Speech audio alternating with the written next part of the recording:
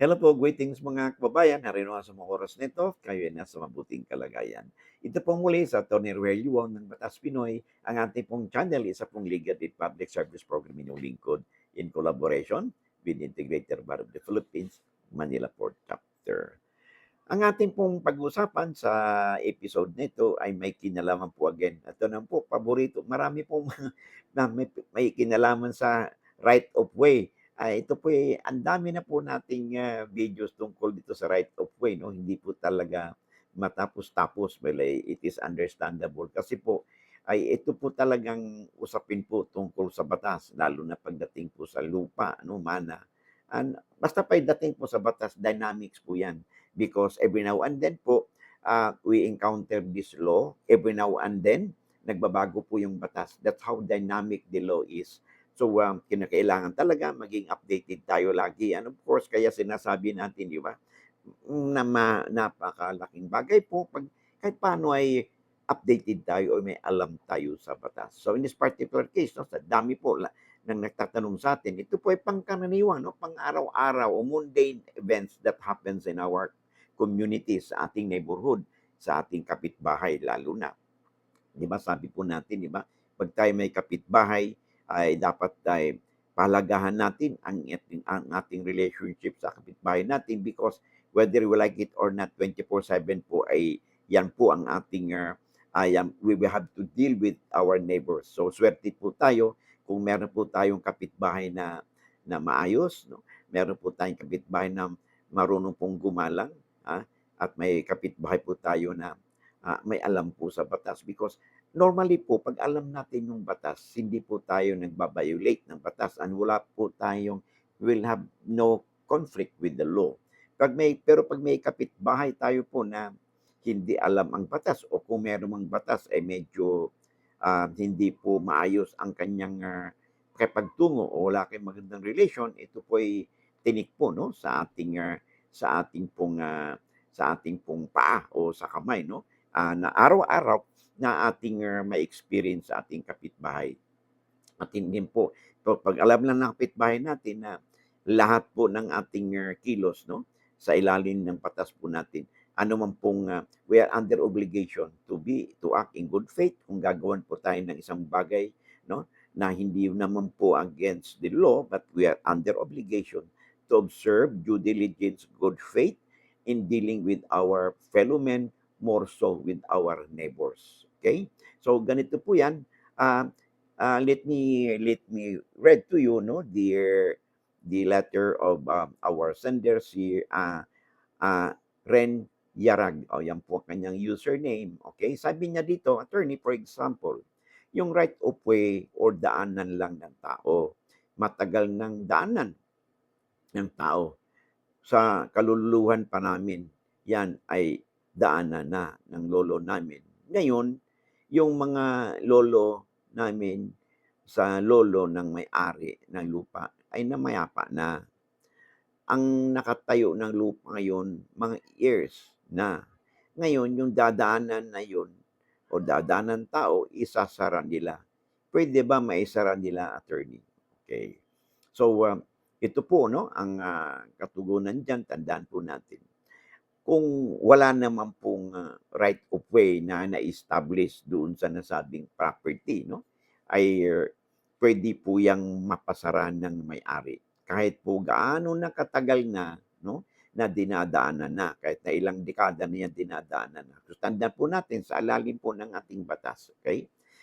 Yung easement, kung tawagin natin, o right of way, that can only be acquired, no, pagdating po diyan. So either by your prescription o by use of, halimbawa, more than 10 years na or more, no, papasok si prescription po diyan at yung by title. Pag sinabing by title, ay ito po ay ma-acquire lamang by means of tinatawag ng title o nagkaroon ng bilihan or dokumento, either bilihan, nagkaroon ng mana, or nagkaroon po ng donation doon sa lupa. So in this particular case, yung easement po, dalawang klase po yan, pagdating na sa daanan.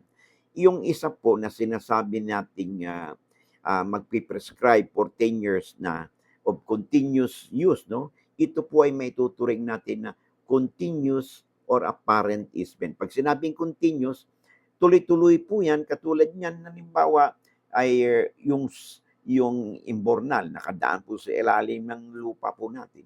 Okay? Ay continuous po yan. No? Dahil wala pong, without the intervention of man, ay tuloy-tuloy po yung agos ng tubig doon sa ilalim ng lupa mo. So in this particular case, kung 10 taon na yan na nandyan, therefore, the easement has become already uh, is deemed already vested at hindi na po ito pwede pang hukayin ng may-ari at sasabihin ng may-ari, ayaw ko na, hindi na pwedeng daanan dito o alisin yung culvert na sa ilalim ng aking lupa. Why? Because nag-prescribe na po, 10 years lang po ang continuous and even apparent o non-apparent easement.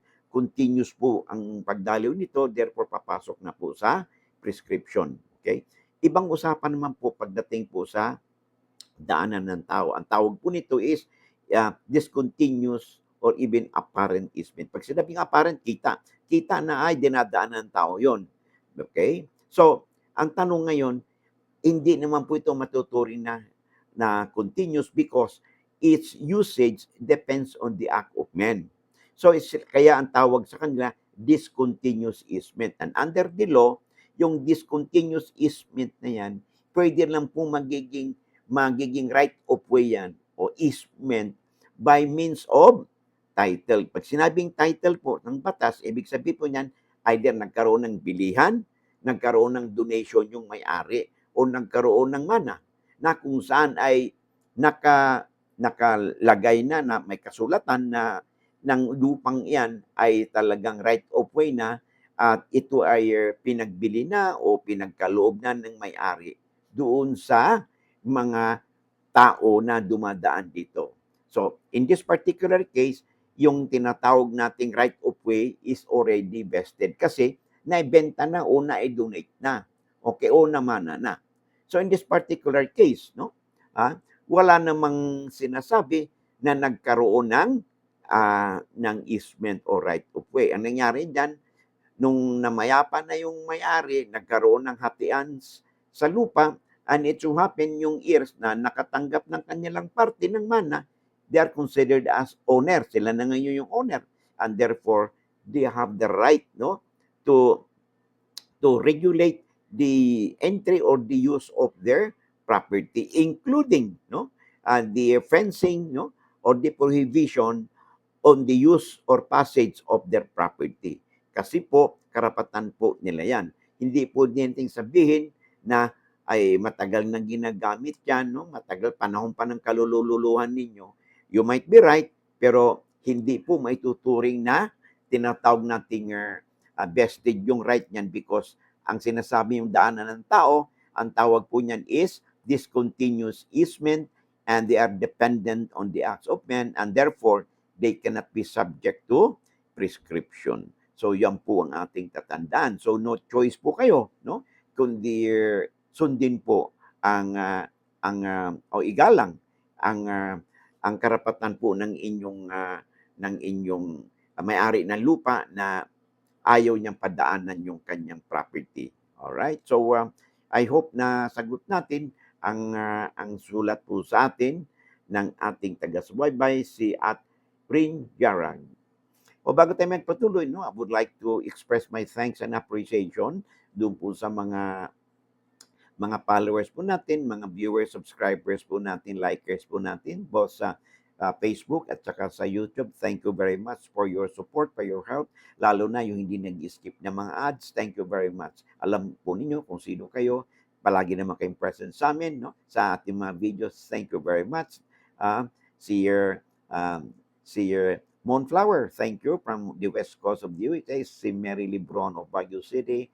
Si Marlene Albulario from Illinois, Quezon City, Illinois, Chicago. Thank you very much. Of course, pero po tayo dyan ang dami po dyan sa USA, Hindi ko po kayo mabanggit lahat, I could not recall, Dito po sa ating, sa episode nito, But anyway, alam na po niyo kung sino kayo. Thank you very much for your help. Because of your help, na-inspire pa po ang inyong lingkod na ipagpatuloy pa ang ating advokasya na mapag-share tayo ng legal na impormasyon o kaalaman upang sa ganun ay makinabang po ang ating mga kababayan at alam natin ang ating rights or obligation.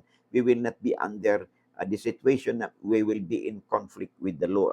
Alam na po natin, pag we are in conflict with the law, sakit sa ulo po yan. No? So, para maiwasan po natin ang hindi ka nais-nais. So, hanggang dito na muna tayo, and I hope to see you again in next video po natin. Oh, by the way, bago tayo maghiwalay dito sa episode nito, kung hindi pa kayo nakapag-subscribe, share, and like, paki-click na lang po. And of course, i-click po ninyo ang notification bell upang sa ganun, pag may mga updates po tayo, you'll be duly notified. Lamang na ang may alam sa batas. Maraming salamat. See you in the next video.